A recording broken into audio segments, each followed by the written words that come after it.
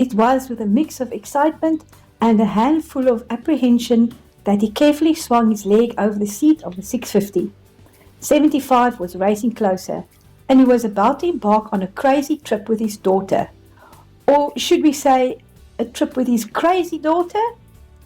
I love exploring, adventure, and my bike.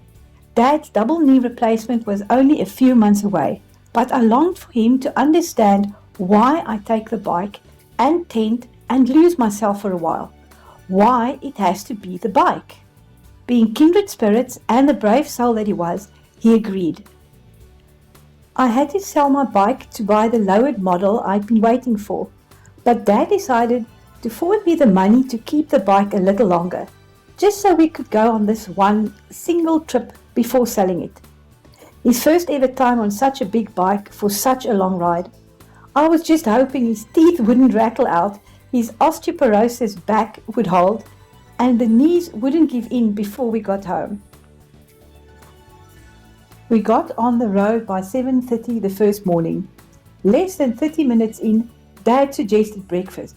At least his priorities were clear. I suggested we push on a bit further, but he overdid the whole let's get some miles under the belt completely and managed to pass every single picnic spot. We travelled along a huge dam for some kilometers and it was blazing hot, but the back roads over the mountain were glorious. We eventually stopped for a picnic where I cooled down in a stream.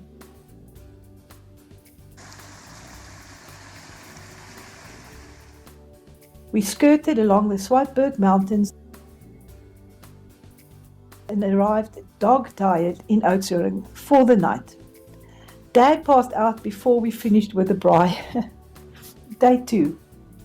No intercom meant bonding time between us was limited to when we stopped, resulting in late nights and even later mornings. But that was fine. He was my hero and my best friend. We could talk about absolutely anything, and we did. Without a GPS, we followed our hostess's advice and used CPS, Common Sense Precision System. It led us onto the Kamanazi route, which turned out to be a gem between Dusseldorp and Uniondale. The previous day's greenery was replaced with typical little karoo shrubs and pale veld took over. The broad gravel road hugged the Kamanazi mountain on the left, with hills and farmland on the right. At times we passed straight through farmyards, dodging dams, calves, broken wind pumps and the odd piece of rusty equipment. The variety of farming was also interesting. Yellow lands with wheat, cattle, Angora goats, carrot seeds and even peaches. The highlight was stumbling across a burst of colour and roses in the middle of dusty nowhere. Flowers and fruit trees stretched up the slope. We stopped. Of course, the tall, wiry gardener turned out to be the 68-year-old landowner Johannes Pietru. After 45 years of farm work, his employer had built him a retirement house on his plot. He now grew vegetables, lucerne, had pigs, and claimed he sold the cheapest mutton in the area. When we discovered he and Dad shared a birthday, the two launched into war stories, also known as farming talk. The road wound along the Kamanazi River, pressed tightly between mountain walls and a lush tree-lined valley far below us. That night we stayed in a cozy log cabin, high in the mountains in Prince Albert Pass. Day 3. Sharing a room meant more quality time, or one falling asleep mid-sentence while the other kept chatting.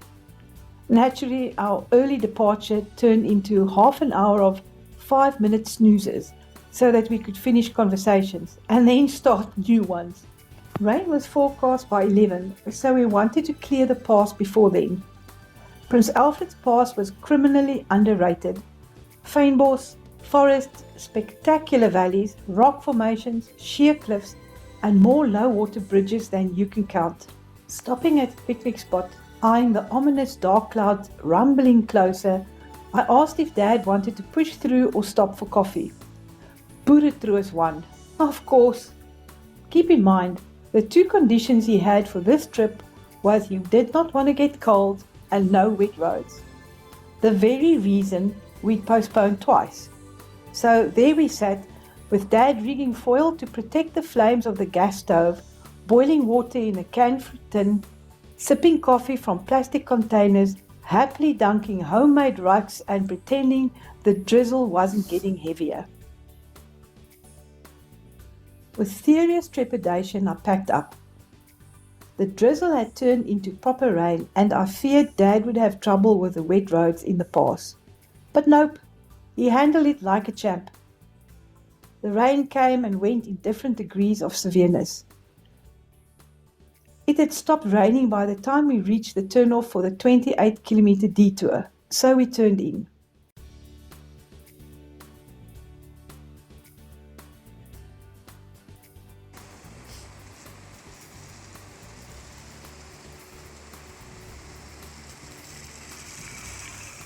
And then the heavens opened. Soon we were riding through puddles that became rivers. Water ran down our necks and boots were sloshing.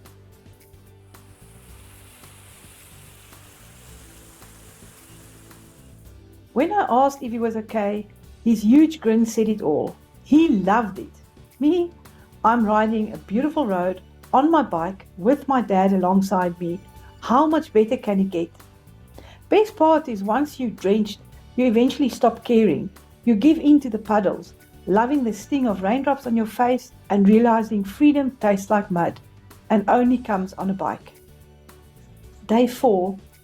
Thanks to accommodation swap, we didn't need tents or needed to pay.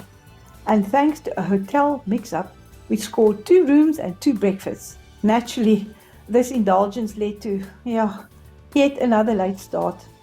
From Wilderness, we followed the back forest road to George, stopping at the Map of Africa Gorge. We started climbing again as we headed inland to Herbertsdale via Mossel Bay, seeing a lot of fynbos and farms. The scenery changed back to duller shrubs and grazing the further we went from the coast. During the trip, Dad would sneak in 5-minute power naps whenever we stopped, sometimes still on the bike. Not bad for almost 80. We rolled into sleepy Van Wyksdorp. Guess one couldn't expect more at 3:30 on a Sunday afternoon. The dusty streets with no names, cattle grazing in the middle of town, and a few closed coffee shops. The only sign of life came from a green springbok flag proudly flapping in the breeze and a wind pump creaking away. It was late and we were warned Rooiberg Pass was in terrible condition. But Dad, newly battle-hardened, was confident. Yet I was still very concerned for him. Descending on loose rocks were treacherous.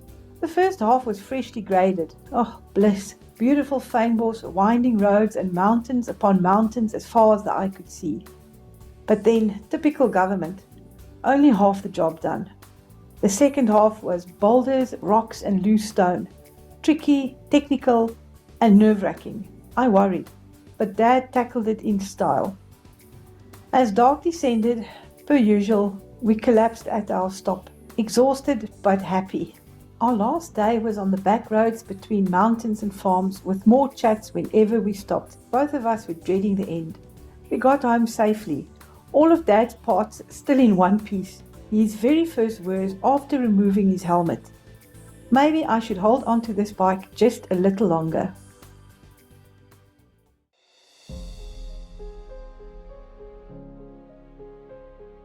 After that, Dad and I shared more trips together. He was the best riding buddy anyone could wish for.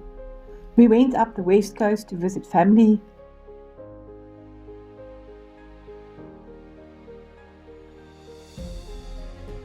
Explored the back roads between Heidelberg and Riversdale.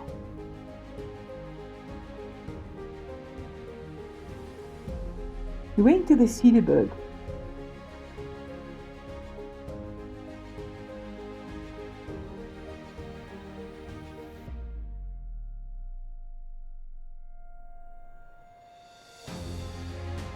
Just like me, he was eager to try out an unfamiliar path.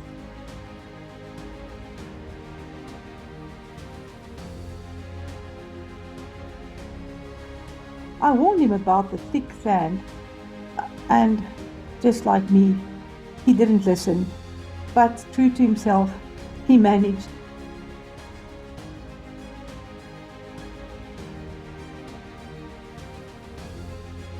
We took Mom and my sister on her own bike along for a ride.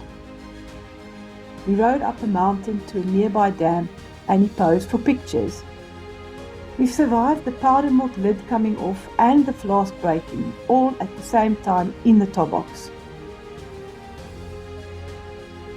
Went without sleep for 2 days, doing the Swartberg Pass at night. Sorry, not my own pics.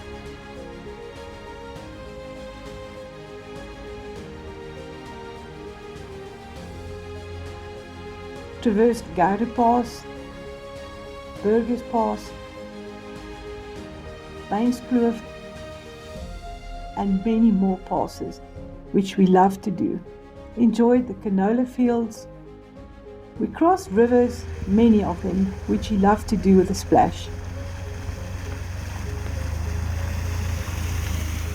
And the Malgaspont. We picnicked in mountains, along the road, and by the sea.